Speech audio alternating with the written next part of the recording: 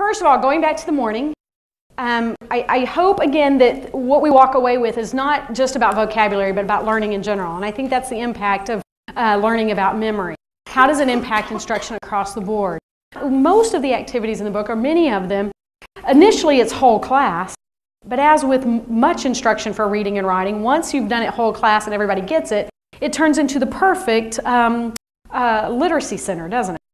Okay, so then you can move it and put it into a literacy center that you can use during your flexible grouping time, your guided reading time, any time where your kids need to be doing something attached to curriculum in those centers, rather than just being busy stations. There's a little bit of a difference, as we know. We had a little bit of dialogue about the connection activity and about how some people were saying, well, that's just one word. But when you come together and share, then you've been exposed to all of the words. Do you see what I'm saying? But which ones are you still going to know the best? Yeah, the ones you actually spent that amount of time with. So you're still being exposed to more than one word. The other issue is, well, after you've done this once or twice, you don't want to do the same thing over and over again, because as with anything, the kids are going to become dulled by it. So I said after lunch we were going to look at how can you take this a step further then, and I'm going to show you that, and we're going to do it with chocolate. Some of you are thinking, well, we can't give our kids candy because of that law. Well, that law is slowly, it keeps changing and changing. See, one senator's daughter is unhappy because she can't bring the cupcakes to class, so what do? They just pass a new law. The cupcake law. It's kind of embarrassing, actually. But we now have the cupcake law on the books, and so if it's cupcakes for a birthday, you can now have it. I would equally argue that if it's for instructional purposes and it builds strong episodic memory, that it's really okay and important. If you don't want to use candy, if you feel uncomfortable with that, use pretzels. But it just doesn't have quite the same impact. Use animal crackers, use whatever you have to use that falls within the guidelines if it really is a big issue. But many of our campuses, it's become, if it's really strongly tied to learning and it's not excessive, then it's a good thing. So I'm going to throw some of this candy out and just take the one that appeals to you, the one that calls out to you. And if there are two that call out to you, just take them both. All right? If you're feeling the need, there's more where this came from. And what you're going to do, you can go ahead and carefully open the wrapper so that you don't totally destroy it. And what I'm going to ask you to do is branch out from the center. You're going to put that in the center, kind of like a web. And when you branch out, I want you to branch out all the words you can use to describe this piece of candy, as if it were a character. So I'm going to write all the words that come to mind. So kids are going to typically put, at first, they're going to put sweet, chocolate, yummy, tasty. But I also want them, take a little bite and look at it. I can also put for this Twix bar, it's layered. Okay, so I'm going to write it's layered, multidimensional, fattening, maybe non-nutrition. But go ahead and have a private moment with your piece of candy. And it really is important to just take a bite, all right? Because that'll give you a whole new dimension. One gal in Austin, she had a crunch bar, and she was sitting there and she goes, oh, it's like the solar system. Whoa! And so if you want to use phrases, that's fine as well. So let me be quiet for a moment, give you a couple of minutes to brainstorm out from your candy all the different things that you can associate with that piece of candy. Okay, what are a couple of the words that you have? Okay, Snickers, gooey. Okay, what's another word you have? Ooh, nutty, that's good. Different colors of brown. You could obviously give shape. If you were to stop right here, it's already a vocabulary activity, all the different words, because the more access kids have to words, the more they'll be able to put down, if that makes sense. So your kids that don't have very many words, don't have 2 or 3 words down, that's because they don't know what else to say. So it's kind of, again, diagnostic, but the more they do it, the better they get. Now this is one layer, but watch what's going to happen. We're going to stick with crescendo, if you don't mind. We kind of have our own little community of words here now. But in your classroom, you would be doing something different. Crescendo. So we have crescendo, and watch what you're going to do. Okay? You are now going to say and make a connection between the word and your candy bar. So how is crescendo like Twix bar for me? And so you have to give your kids an example because they're looking at you like, there's no way in the world I could possibly answer that question. All right, but I'm going to say, okay, crescendo is like a Twix bar in that it is fattening. Okay, it is fattening. I start off small, and the more I eat, the bigger I get. All right? So does everybody see what I've done? When I made my connection, I went back to my brainstorm lens. See, if you don't do this brainstorming first, it's very difficult. If I just walk up to a kid and say, how is crescendo like a Milky Way? Whoa, that's way too outside the box. But if you do this brainstorming first, what they're going to do is they're going to make their connection to one of the words they brainstorm. And this really is, guys, it's getting your kids thinking in that process, the process that they need for open-ended response. And I know that seems disconnected, but it's really not. Because what they're doing is they're making a connection, and then they're supporting it with textual evidence. Okay, they're not just saying, oh, my word is like a Milky Way. They have to tell why. Where's the evidence? As evidenced by what? Well, as evidenced by that they're fattening and that they grow and grow and grow. Crescendo is like a Twix bar, in that it is layered. By having different volumes in a musical selection, it adds layers of sound to the musical composition. Do you see what I'm having to do? All right, and sometimes it's a stretch, but the process is far more important than the actual answer. All right, we'll play with it just a second, see what you come up with. How is crescendo like your candy bar? And use your brainstorming to come up with an idea. In the New Jersey Reading Week, we then tie this even to text reading.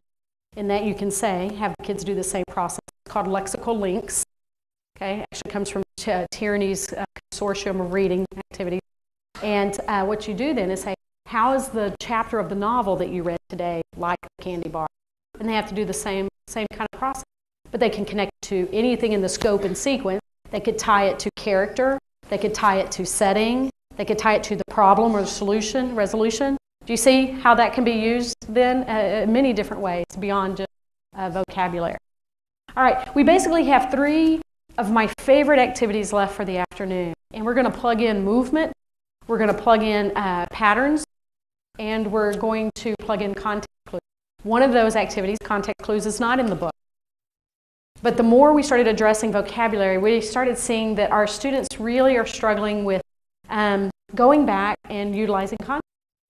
And I'm going to tell you a story that will help us understand why that is. And it goes back to assumicide. We assume kids know certain things that they really don't understand. What we're going to do is we're going to do the context clues. Look at that, and that is so important, especially for content areas. Oh my goodness. Science and social studies. They're the ones that need to teach context clues because those are the writers that are including them all over the place. And they're so obvious in that text that if they could do just, and I don't mean anybody in here that's teaching social studies, don't think I'm shaking my finger at you. I'm saying you are just, it's just ideal. All right? It's like the opportunity to teach music in a music class. It's perfect. All right, but a little story first. Last year, when the book first came out, I was at IRA signing books, and when we got ready to leave, Barry had all of his things, and he was packing up, and he said, here, take this to Casey. She was in 3rd grade last year. And some of you are familiar with his recycled fairy tales. This CD is awesome. It's been around forever. Matter of fact, it's so old that when I first got it, it was a cassette tape. And now he's moved it to DVD. So I took it to Casey, and we had to listen to it every morning. And I hate to admit this, but it's part of the story. Okay? Sometimes our lives get so hectic as educators, and you guys know what I'm talking about. My daughter Casey had to get dressed in the car. All right? Because it was just, she didn't want to get up, so it's so much easier for her to get in the car and get dressed. She's getting to a point now she's too old. She can't do it anymore because I'd get arrested. All right? But she's getting dressed in the car, and she's tired, and we're listening to this, and I've heard it over and over again. It's wonderful, okay? But it's the song, it's one of the slower ones, and it's about Sleeping Beauty. All right? It's one of the ones about Sleeping Beauty. And it's playing along, and suddenly there's a line about sorrow. Something about sorrow. And Casey perked up a little bit. She goes, Mom, that's just like Because of Winn-Dixie. And I said, oh my gosh, Casey, literary mom, you know how we are. Oh, that is wonderful. I said, you made a text-to-text connection. And she looked at me like, oh my God, can my mom just be a normal mom and us not have these moments? All right. So I said, okay. And so I'm driving a little further, and I'm like, okay, well, she's perky. We're having a dialogue. Let's just continue. And I said, well, Casey, do you know what sorrow means? And guys, I'm not kidding. She looked at me like I was the dumbest rock on earth. And she said, duh, they tell you in the book. And I said, oh, because I do. I didn't really remember that because of Winn-Dixie, but she must have made a connection. And I said, oh, so the writer gave you context clues. And again, she turned to me just like this, like she stopped putting on her socks. And she said, no, it was a real clue. All right? That was an awakening moment for me because I was like, oh my gosh, how many times do you think a typical third grade child in May would have heard the word context clue? Third grade, tax. 100? 50? At least a few dozen, right? She's heard context clues 1,000,000 times, but still didn't make that deep connection. You see what I'm saying? To her, they weren't context clues, they were real clues. And so sometimes we think our kids even understand the most basic terms such as context clues. And what we really have to do is make sure they understand the concept and what is the author doing before we have them practice it. Again, it's that gradual release model. We're trying to release them too soon to independence, and they have gaps in their thinking. And so sometimes we have to go back and close up this gap. So I'm going to share the perfect book with you. Oh my gosh, first of all, turn to your neighbor and say, you are a detective. All good detectives need an evidence folder. So I'm going to quickly give you your evidence folder. All right, write detective and then your last name. Detective and then your last name. Well, here's the trick. Often kids don't understand what context means. Now, I'm not kidding you. No matter what grade level, you have to have this book. Again, not this copy, but you'll want to get this book. It's called the Web Files. Now, no matter what you've used this book for in the past, this book is perfect for introducing context clues. Because looking at the front, first of all, what occupation are these two characters? I'll help you here. Detectives, definitely law enforcement. We can definitely infer that with great evidence, right? Okay, so they're in law enforcement detectives. Now, I need your help, though. Now, some of the students, you have to explain things to them because they're too young to remember. But how many of you remember growing up with Dragnet? Okay, I knew that when Dragnet came on, it was time for me to come inside. So when I heard the theme playing, through the windows, because we didn't have air conditioning and all. All right, I said, oh, got to go in now. Dragnet's on. I could care less about the show. But I grew up with that theme, so I need your help, all right, with the theme. You guys remember what it is? I know you do. All right, here we go. Ready? And all we want is the main theme. Not that you knew the whole thing, girl. I'm very impressed. All right, ready? Dum, da, dum, dum. Now do that again so that everybody gets to feel that moment. Dum, da, dum, dum. You know what I appreciate about you? You knew it wasn't too high. Sometimes if the group's too young, it becomes dum, da, dum, dum. Dum, da, dum, dum. Very good. All right. That's important to the story, and you will see why. All right. Now, what I want you to kind of watch for, obviously, clues are going to be very important in this story. All right? But evidence is important also. And we're going to make a connection with that, but let's see what happens.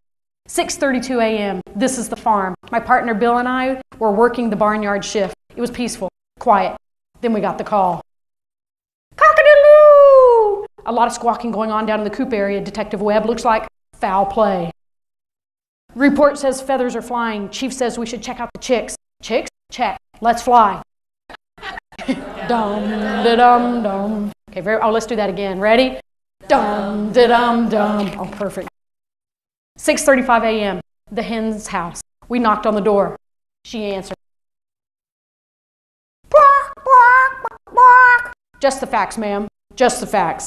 I've been robbed. She clucked, unruffling her feathers. Robbed, I tell you, robbed, robbed, robbed. So you're saying you were robbed? Is that right, ma'am? What exactly is missing from the nest, ma'am? Eggs, ma'am? Chicks, ma'am? Peppers, she said with a flap. Peppers, I asked. My perfect purple peppers that were just about ready to be pickled. About how many perfect purple, almost pickled peppers would you say were pilfered, pitched, picked? A bushel? Bark, she squawked. No, a peck, I tell you. A whole purple pepper picking peck.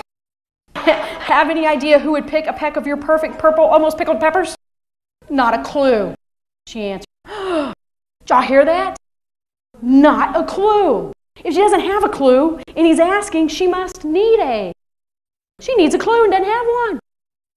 I know, that's a lot of the people we know, I know, but we won't go there. All right. I turned to Bill and I gave a quick quack. Round up the usual suspects. Dum, dum, dum.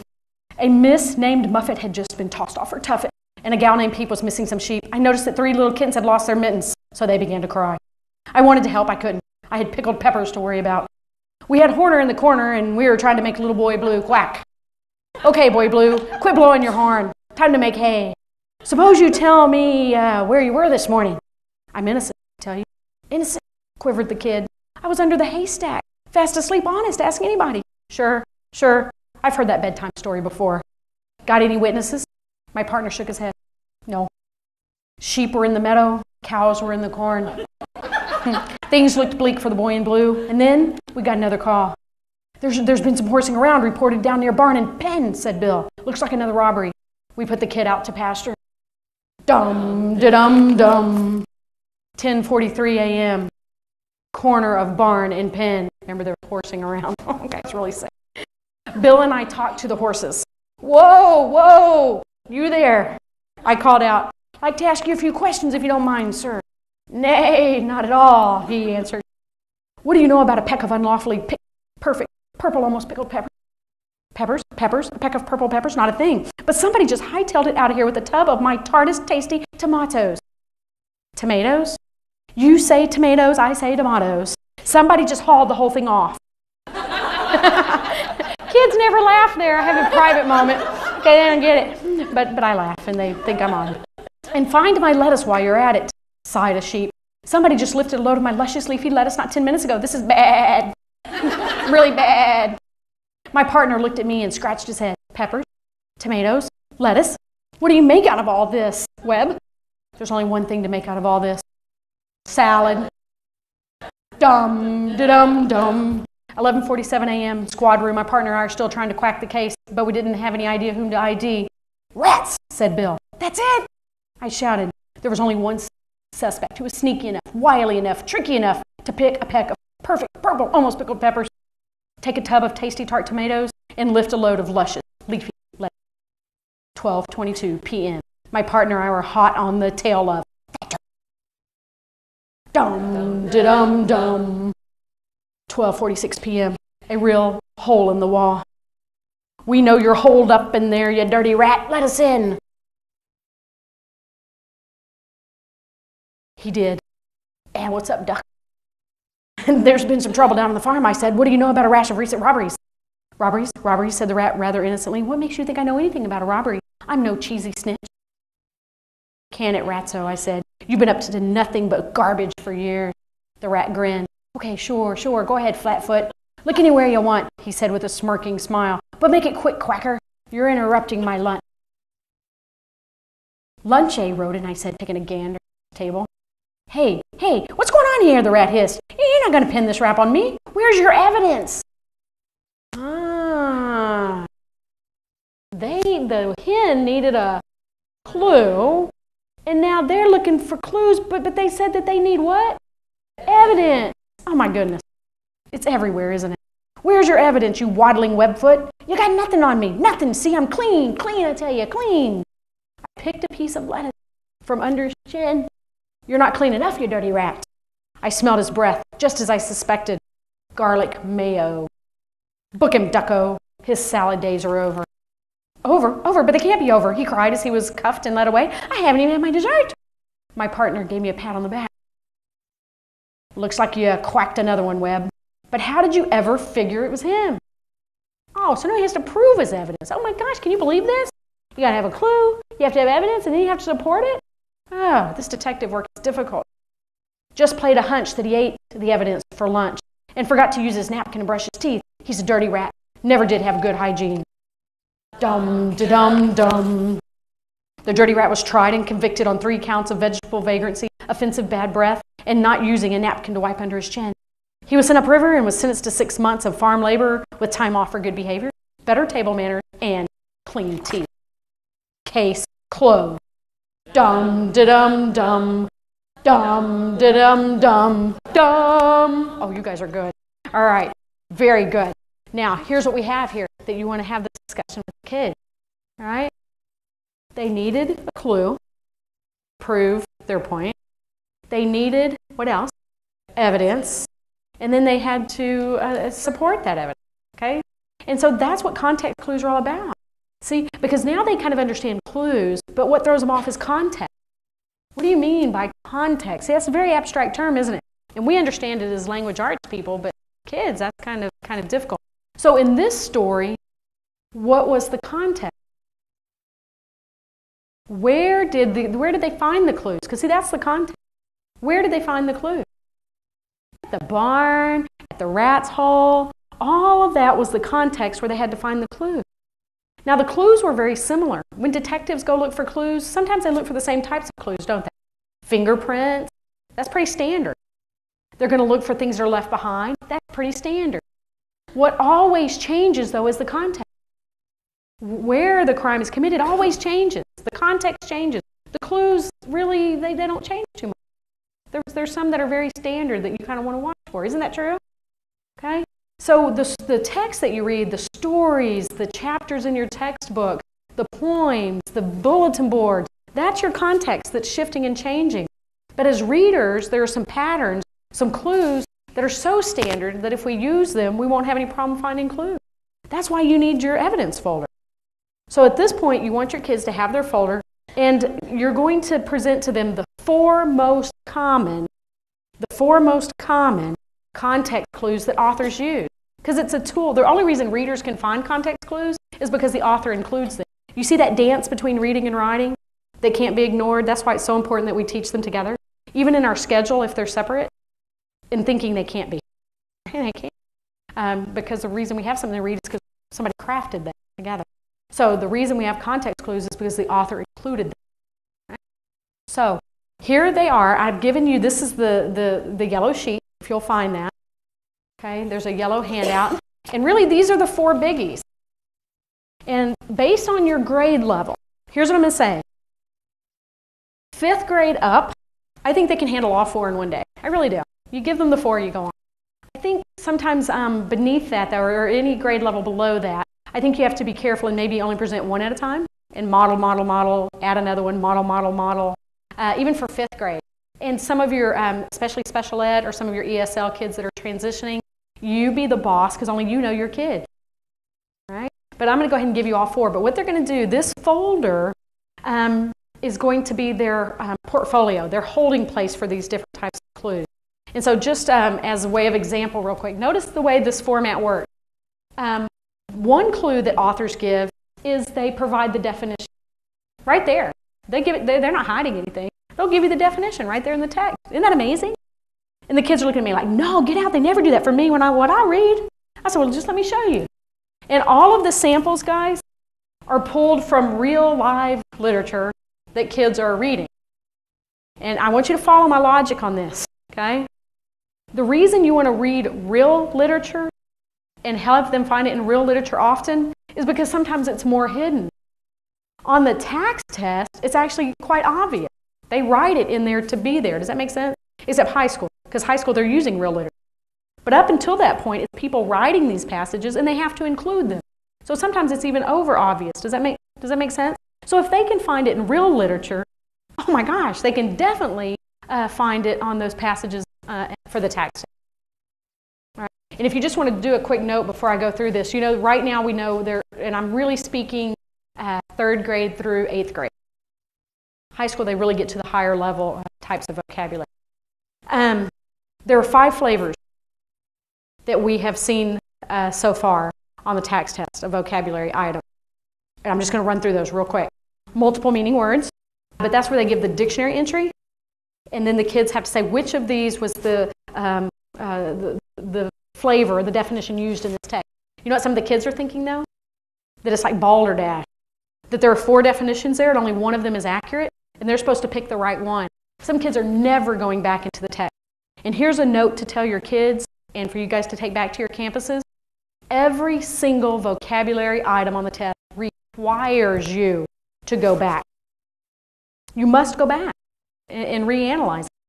The only one that maybe is questionable is the analysis questions, where they're asking you to know prefixes, suffixes, such as re. If the kids really know it, they can do that. But I would tell them anytime it's a vocabulary item, go back. All right, so you have the anonym, synonym, you have multiple meaning words, you have context clues where they're specifically asking for context clues. You know that this is a context clue item if your distractors, if your ABCD choices are in italics. When it's in italics, this is the item where it says, which words from the text help you know what the word, I don't know, ridiculous means. And the kids must go back, and here's what our kids are doing, and here's how you know that there's really a problem. Some of our kids are reading their choices, and they come to A, and they say, oh my gosh, that's it. That's it, because it sounds familiar. Isn't that true? It does sound familiar. You know why? It's a direct quote from the text. But the problem is, so is B, C, and D. So the kids are bubbling A because it sounds familiar, and that's throwing them off. It's not the answer. So we really need to remind them that those italics means it's a direct quote. Okay, and that they really have to go back and find which of those is the support, which of those is the evidence, like in the web file, for the word. All right? The fourth flavor is, and they use this a lot at the high school, as you move up, they're moving them kind of away from just the context clues and the multiple meaning words into structural analysis, where they want the kids to know the words the prefix re, and that they can move that over to the text. And that's your 5.9D versus 5.9B, 4 point or 3 point or 6 point, because they're all right. Okay, so does that make sense? They'll just say, here's what it looks like. Ready? What does the word vapid mean in paragraph 7? Often there will be context clues, often there will not be context clues. So it'll say, what does the word vapid mean in blah, blah, blah. And then it will often just have another word listed. You know what I'm talking about, right? So instead of really just asking questions about one word, they're really being tested on the definition of 5 words. It's incredibly complicated. The fifth flavor we've only seen so far at 7th grade that I know of. I don't know how, I'm sorry, I don't analyze as carefully the high school. I'm sorry and I apologize for that. But some of you guys can help give me information. But so far, and they do have this item at high school, and I know that it's more prevalent at high school. The only time we've seen it so far in the release test so far is 7th grade, though. And it is the item that's testing connotation denotation. But it is so high level and complex. Here's what the item looks like. The author uses the word swarming in paragraph 7 to show that insects are, and then it gives the choices. The answer was abundant. Now that's very high level, isn't it? Yeah, it's very high level. Because really you're almost looking at figurative language, right? And you're looking at author's craft. But it was a vocabulary item. So very difficult. Now the reason I'm telling you those things is all of those types of items require kids to go back and look for evidence. And anytime we're focusing on these context clues, it's going to force them to go back and look at evidence. And I think the more that kids do that and understand that the vocabulary is specifically chosen for a reason, it will be helpful for them. So watch here from Real Tech, from a series of unfortunate events. That was exhausting, Violet said, sitting down on the bottom step and passing around the bottle of water. Exhausting and fruitless.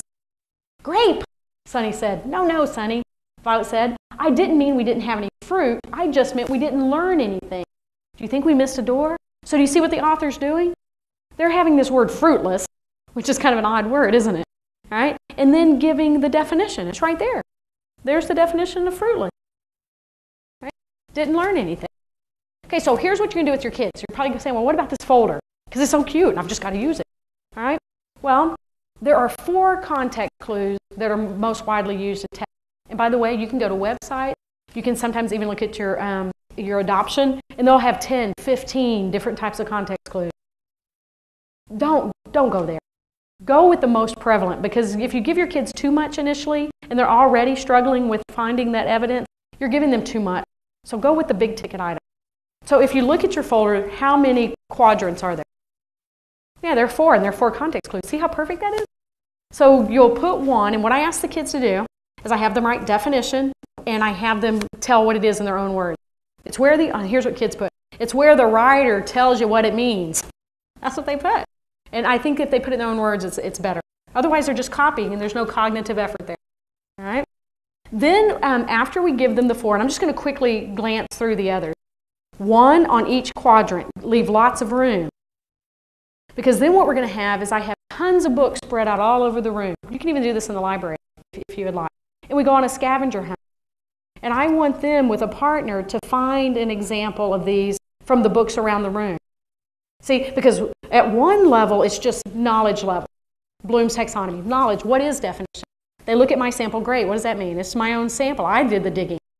But once they can find it in a scavenger hunt, find it within the text, they're moving to comprehension. And then you want to move it to application by having them include context clues within their writing. You see what I'm saying? Remember that adult-free dictionary we talked about this morning? One of the things those kids do then after they do their adult-free dictionary is they have to use one of those words in their journal writing and include a context clue. Even, guys, our youngest writer can include context clues. Look at this. And it's kind of interesting what kids know about text. So, here's her story, and here's her dedication page. I love this. To my mom. All right, my first dedication here. All right, but listen to this, okay? My name is Tiny Twinkle, and I'm 2 millimeters tall. I'm as big as an ant. A good word to describe me would be puny. All right? Now, so what did she do there? Did she include a context clue? Did anybody catch it? If a second grader can include context clues on accident, then with a little instruction, they can certainly do it on purpose, right? So she's saying all these things. I'm big as an ant, right? I'm 2 millimeters tall. A good word to describe me would be puny. In this case, the clues came before the word, and writers do that often. So it comes in different places. So, first step is the knowledge level. What are the context clues? The second level is comprehension. Let them find it and dig through it. And the third level is application. Have them apply these context clues in their own writing. If they can do that, they can certainly recognize it when another author does. All right? So just to quickly zip through these, if you want to write on each of the 4 quadrants, the first one is definition. And it's kind of silly for me to do too much with this because I've run it off for you. But it's good to hear them. Second one is description or exclamation. And this is where the writer right there gives you an explanation of the word. And I love this example from Snap. Look, guys. I picked an overgrown rhubarb leaf to serve as a plate for the donut. It was a precarious arrangement. One sudden tremble of a wrist and the whole thing would come tumbling down. I held it out to Willie. See, right here, does everybody see where the author explains what precarious is? All right? So I'm not going to go through the other ones because it's right there on your sheet. But the antonym, synonym is a big one. A big one, especially for science and social studies. Constantly the author, and one of the best is Seymour Simon. Pull out those books in the science and the social study area, especially science, by Seymour Simon, and watch how often he includes content. Quite brilliant at it. Do you know who I'm talking about by Seymour Simon? He wrote the sharks, the mountains, the wolves. We're actually going to use that in a moment. And he'll give a little synonym right next to the word. He'll put the wolf and the dog, it's a hybrid, and then in parentheses even he'll put mixed. So you show that to the kids, and guys, once you show them an explicit instruction, they start paying attention to it when they read. How many of you have learned something before, and before you learned it or paid attention to it, you never noticed it anymore? Okay, I'll try to give an example. Even food, if you've ever started a certain diet or any kind of diet, you never really paid attention to calorie counts and different things like that until you started the diet, and then you look at them everywhere and you notice it everywhere. Well, the same thing for kids. They don't pay attention to this stuff because they had no reason to. That no one ever explicitly pointed it out to them. But once you explicitly point it out, they see it everywhere. They'll drive you nuts. They'll be bouncing in your room in between classes saying, look at this book. Look what he did. And you're like, can you go away? I'm teaching my class. But you know what I'm talking about. They get so excited. They come in and they want to show you all of their discoveries. So this is a great way to practice context clues. All right? So can you use it? Can you do it? Yes, we can. Turn to your neighbor and say, you can do it. All right.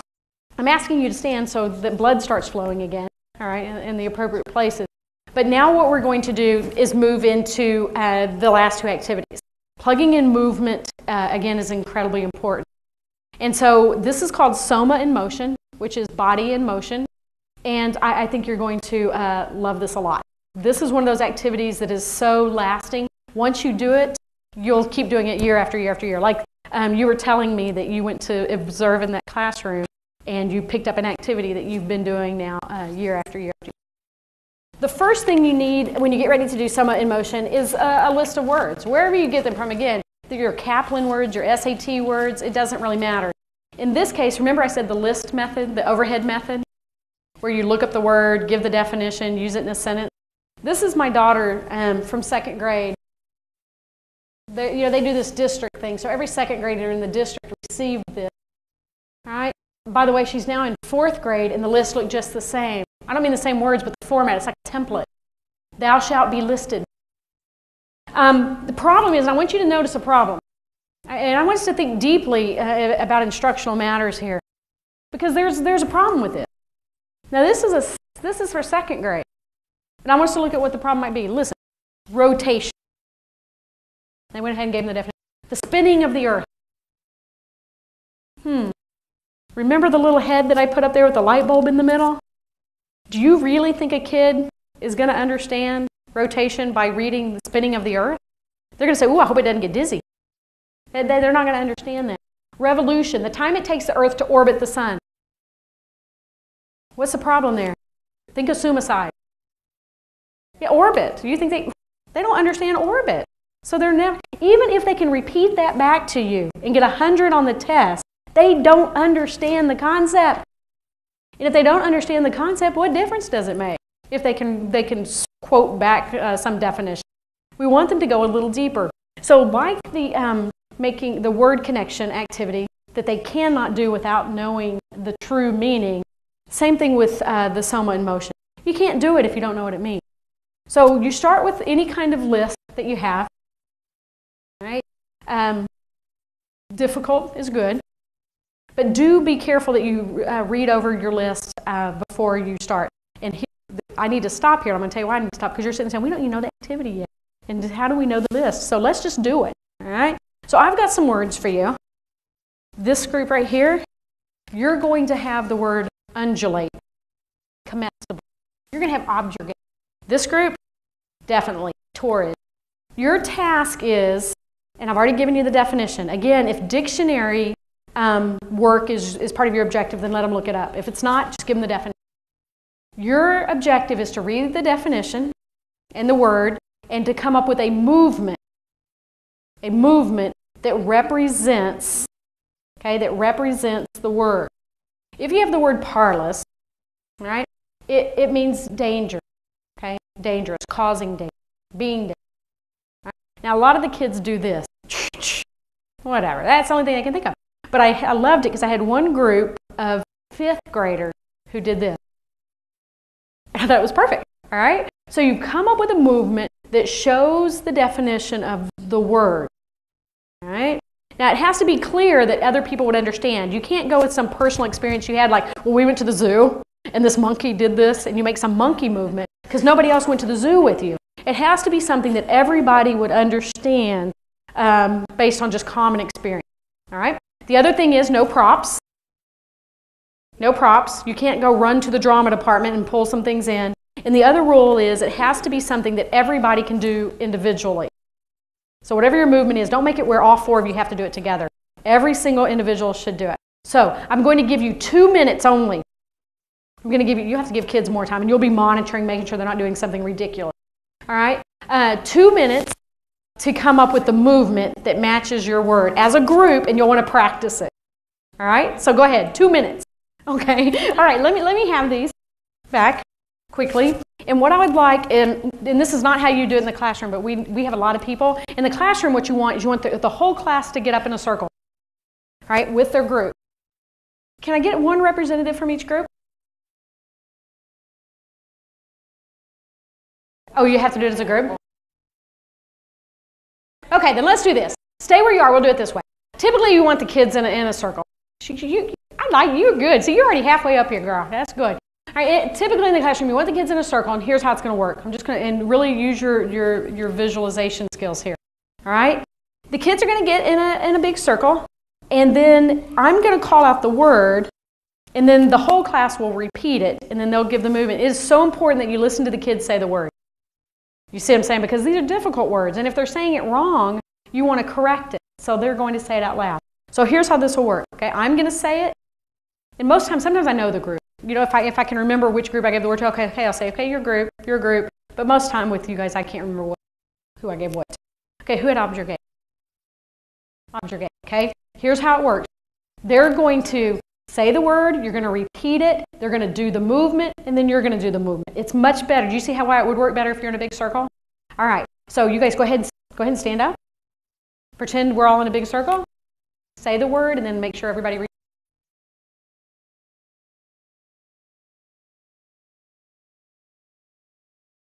Oh, no, okay. Now here's the trick. No words at this point. It's all movement. That's good because you know what you're doing? And that's what's wonderful about this activity. It's inference at its highest level. You're inferring the definition based on the movement. Okay, show me objurgate. Very good. Yeah, make sure you get that face in there. It's not, it's Okay, very good. Torrid. Oh, that's good. Everybody, show me torrid. Kind of an interesting effect. Okay. All right, show me objurgate. It is incredibly important to actually have the words because the kids need to see what you're pronouncing, especially our visual learners, especially our ESL population. They need to see it and see the pattern. Comestible. Oh, okay. Yeah, you don't have to spell out the definition anyway. This is good because it shows, doing the motion. So, show me comestible. Kind of like that, though, but just this is good alone. You don't want to give away the definition in your movement. You just want to show kind of what it means. Show me lugubrious. Right, most of the time I tell them no sound effects unless you need the sound effects to make it. Hey, no, not yet. Yeah, do not give the kids the definition. Okay, because here's what's going to happen. You'll see what's going to happen. All right, you want the kids to have that big aha right now. Okay, I'm going to give you the test now. And the kids are looking at me like, how can you give me a test? All I have is this thing. I'm like, well, just watch. Go ahead and number 1, 2, 3, 4, 5, 6, 7, 8. Number 8. And I'm going to tell you what you're going to be tempted to do. As soon as I give you the first one, you're going to want to yell something out. Just say no. Okay, and write it down on your paper. What I'm going to do is I'm going to read you the definition. You will give me the word. And I want you to watch how that works. All right? So all you do is here's your list because you want to leave the list up there because you want them to spell it appropriately. All right? So I'm going to give you the definition. You give me the word. And I want you to watch what happens cognitively. All right? Don't yell anything out because that takes away from everybody else. All right, here we go. Number 1, to blot out as with a pen, to rub out, to erase. Number 2, suitable to be eaten. Number 3, to express strong disapproval of. To note, because I don't want to forget to say it, depending on the level of your kids, you decide how many words you're going to give them. You know, if you're talking about struggling readers or writers, if you're talking about special ed children, you want to give them 4 or 5 words until they get the hang of it, and then give them more and more. All right? Don't give them 20 words. They can't remember all the movement. Now, that's kind of interesting, isn't it? How you're able to take the movement and put it with the definition because of the inferences you were making. But those inferences and the connections you were making with those words is what makes it solid and strong and makes it stick. Now, let's see how you did first, and then I'm going to tell you what I have the kids do next from this step. Because at some point, you want them walking away with the definition, okay, because they won't remember it all. Once the students have done that, then you want them to go back and write in their own words the definition. So they're going to go back. You've just done it. You want to do it while it's fresh. Don't wait until the next day. What is bifurcate? Have them write it down. There'll be a kid who says, I don't know, I missed that. I don't know. And you just tell them, okay, remember this, and connect them back to that episode. How many of you caught yourself when you're doing this looking at the people that had that word or looking back at where the group was? That is your brain doing what it naturally does and relying on episodes. You just proved to yourself the strength in episodic memory and how important it is that we do a lot more of that and a lot less of that reliance on semantic memory. Just giving kids those definitions with the word, it's not going to stick. They have to have something that creates that episodic memory. No matter what it is. It doesn't have to be just that. It can be all types. But the neat thing about the Soma in Motion is that you can rehearse anywhere. In our school, we were sitting there, we have hall duty. I hated it in middle school because I'm so short. Because all the kids are way up here. So I hated claustrophobic. I'm standing out there, and it was a perfect opportunity for me, though, to rehearse these words. So here comes my students, and I say, Jamal! Jamal! He goes, expunge. I go, yes! All right, another kid, I have to do something to keep me busy because, it's so bored watching little adolescent, hormonal kids walk around the hallway. So I'm catching them, and I'm giving them the movements. I'm like, Jeff! Bifurcate! I'm like, yes. All right? In the cafeteria, I'm walking through, and I'll catch a group of my kids, and I'll give them another one, and they'll yell out a vocabulary word. And all their peers sitting around them going, who's that? I said, it's Miss Morrison, that's vocabulary. All right? And they're saying, can we transfer into that class? All right? So try it out, and I think you're going to see a big shift in your kids. It's everything good about learning that we know, the brain research, the movement, the memory, and you'll see dynamic things happen. But you have to go slow, don't do too many words at one time, and know your kids and the management, and do what you need to do to make sure that they're successful. If you're going to do it first, try it with your best behaved class, and then move in another realm. But your kids sometimes that are most behaved that you're saying, oh no, I could never do that with fifth period. Often those are the kids that need movement the most. All right? And that engagement will help them. Now here's what you need, just very quickly, even if I have to walk you through some of it. You need to grab one of these. This is prediction pops. It is on page, and then you need the labels. Okay, the 7 labels. And this is perfect for nonfiction and is perfect for other content areas, but it's also perfect for the regular language arts classroom. I'm going to quickly walk you through this because we just don't have very much time left. But I'd rather you walk away with so much. All right? Here's what's going to happen. I ask the kids, all right, and there's samples in the books. I ask the kids, you know what, based on this title and based on what you see here, I want you to predict 7 words about wolves that you think will be in this text. Now, not a, an, and the. Okay, so words that are specific to wolves that you think will be in here. And I want you to write 1 word on each of those 7 labels. And there will be some kids, again, looking at you. That's why that modeling is so important, that gradual release model that we start off with. I give them an example. Okay? Now, first of all, don't put wolves, because that's kind of a given, isn't it? Title, wolves. Wolves is going to be in here, so I don't want you to use that one. So I might put on here, and if you were already thinking this one, and I'm sorry I stole it from you, how. You might put how. And so if that's one of the ones you're thinking, then you write how on it. On the little label, there's like orange labels. 1 word for every label. Now, if you teach pre-K, kindergarten, first grade, second grade, obviously they write too big for this.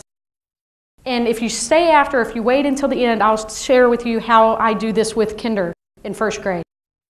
They just predict 1 word. Now, we'll talk about that in a bit, okay? All right, walking you through this, after I have the kids predict, I want a couple of kids to share. Because there are some students that are still sitting there looking at you like, I don't know what you're talking about. So I might say, and I'm sorry I don't remember your name. Donna? Okay, Donna.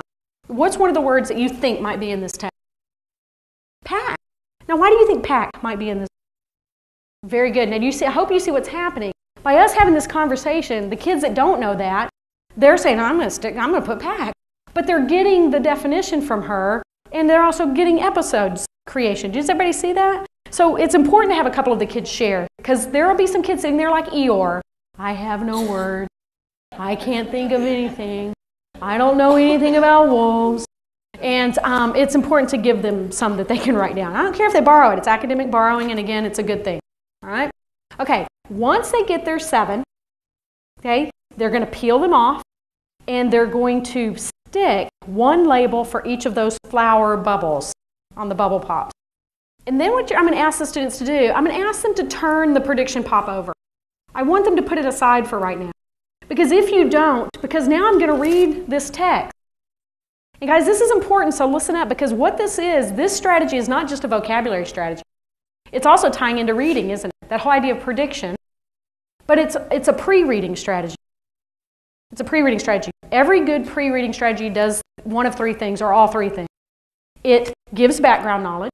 I can tell from what you put down how much you know about wolves. You see what I'm saying? I, as a teacher, can diagnose background knowledge. 2, the second thing a good pre-reading strategy does is it motivates reading. There's no way my kids aren't wanting to hear this now. They have an investment. They want to know if what they predicted is accurate. And the third thing a good pre-reading strategy does is it provides purpose for reading. Okay, well, the purpose is they want to see if they accurately predicted the vocabulary that an author would include if they're writing about wolves. Right? Now, obviously, I'm not going to do it, and I wish we could because you guys you're just like the kids. As soon as I call one of the words out that you have down, kids do this. Like I'll say, I'll read one of these pages. I know you had a lot of these words. All right. The members of a pack are usually very friendly with each other. They hunt, travel, they growl. I'm just making this story up because for the sake of time. There are alpha wolves and beta wolves. Sometimes baby wolves are called pups. All right, now you're not going to do that when you read, but you see what's happening is all these words are going to come out. Well, you know what the kids do when you come across one of their words? Come out of their chair. Like, it's my word, it's my word. Like they invented it, all right? But just let them have their moment and go, very good. And as I'm reading, I tend to emphasize the words that I know they're going to have put down. Like I might say pack a little louder, and then they really understand what they're doing. After you read the text, and I wish I had time to read through it and have you experience it as the kids would, but I think you get the point. You get the pop, you get something. All right, then the kids are going to turn them back over, and I'm going to say, you know what? We're going to have a moment. I only want you to pop the words that you accurately predicted that the author used. Let's just do that. And you guys go ahead and pop the ones that you know for a fact would have been used. Now, just quickly, it's so much fun. Now, I have had teachers say, well, I'll do it, but I won't do the pops. Oh my gosh. You know what? That's the novelty of it. And kids love novelty. But if you absolutely can't handle it, I don't want you to have to take medication. So do what you need to do. But the popping is the good part of it. Now, the second thing, though, guys, listen up. Then here's what I have them do, and it's all written in the book. Guys, listen.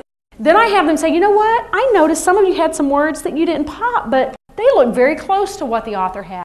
How many of you had a word, and we've talked about them, the synonyms, that it wasn't the exact word that the author used, but it meant the same thing? How many of you had one of those? And the kids will say, yeah, man.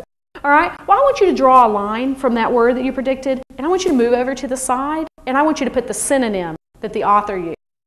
Now, some of you didn't find one, so I want you to pick any word from your 7, and I want you to draw a line out to the side, and I want you to give us a synonym for one of the words that you used. Is everybody kind of following me? It's all written out if you can't, if I'm kind of losing you a little bit. And the final thing that I do is this, because I want all of these puppies popped. I learned that the hard way. All right, I don't want anybody coming back later in the middle of class, boom, boom, boom, boom, because I had them on the wall. And they're like, team, team, team. Yeah, it was really distracting. So here's the last thing that I added. And that is, you know what? How many of you have some words that if Seymour Simon had had the insight that you have, he would have used the words that you predicted? And then I have the kids pop those, so they're all popped. But I don't let them off the hook. I want you to draw a line from one of those words that you think that Seymour Simon should have used but didn't. I want you to draw a line out to the side, and I want you to write the sentence or sentences that would have included that word that could have been in this text, following the same type of style that Seymour Simon would have used. Don't just say, it was good, because he wouldn't have written that sentence. So do you see what we're doing? So then the kids are kind of following along. To me, those last two parts are just as important as the words they accurately predicted. But here's the bottom line. This is context. By doing this, you're practicing again on context. That authors include certain words that you know are going to be there based on what they're writing about. But then you can get into, for higher level, high school and middle school for sure, you get into certain types of text. If it's science fiction, if it's a certain genre of text, there'll be certain types of language that appear, and have them start going and having that discussion and that brainstorm. So here's what I hope. Okay? I hope you had a great day. And I have enjoyed meeting you. I know that there are about all of you in here that I would love to keep in contact with. On your evaluation, if you include your email address, I kind of make email groups for each of the sessions I do, and I send you things that I come across that I absolutely love, that I think you'll appreciate. So please, on the evaluation sheet, if you give me your email address, and I hope to come across your paths again. All right, thank you. Thank you.